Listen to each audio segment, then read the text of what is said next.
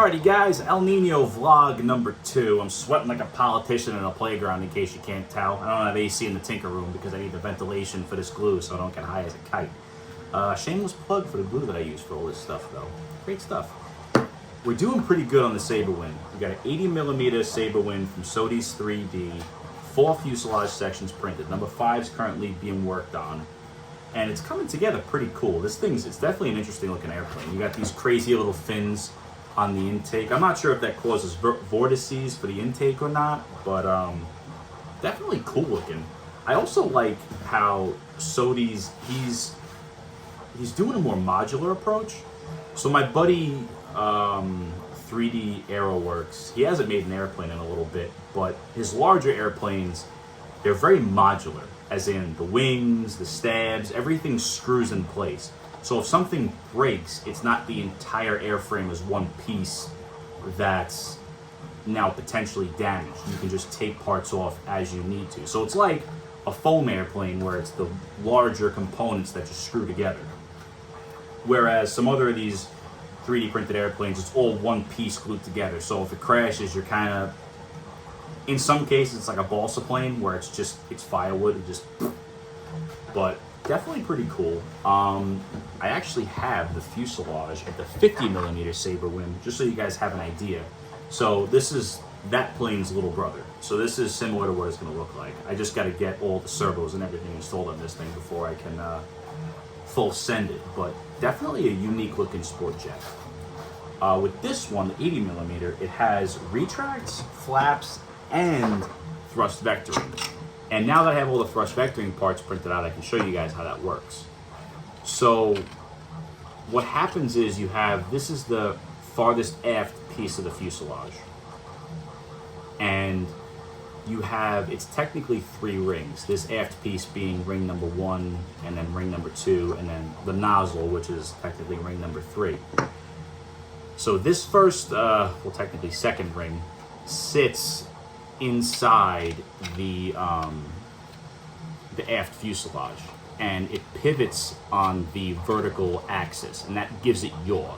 So the yaw servo arm would come through this channel and hook up here, and you would have the pivot for yaw thrust vectoring. And once everything's together, this would be sitting with this ring, right?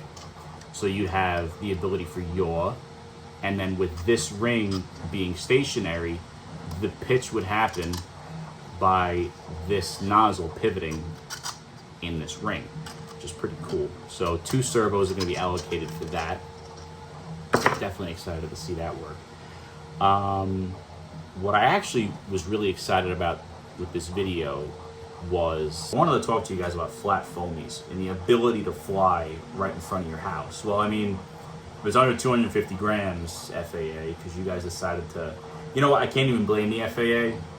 I'm upset about it, but I can't even blame them because you got fucking idiots like this dude who just hit a commercial airliner with his drone. Dude, I hope you have a warm pillow for the rest of your life. But anyway, bring you guys over here and I'm going to show you what we got in our selection of flat foamies.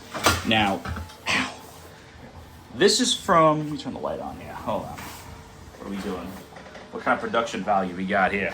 It's like a 4-year-old has a camera.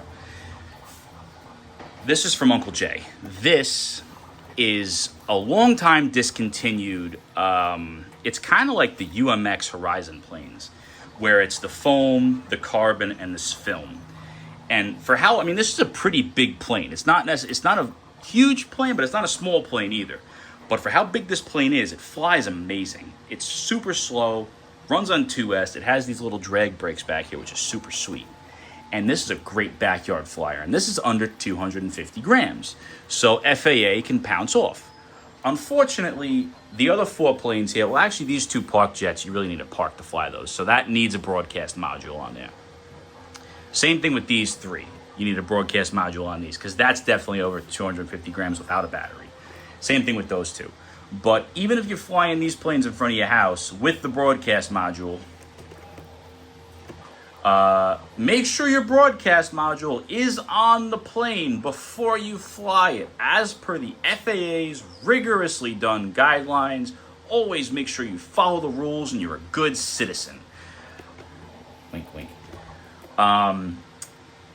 That's a great front yard flyer.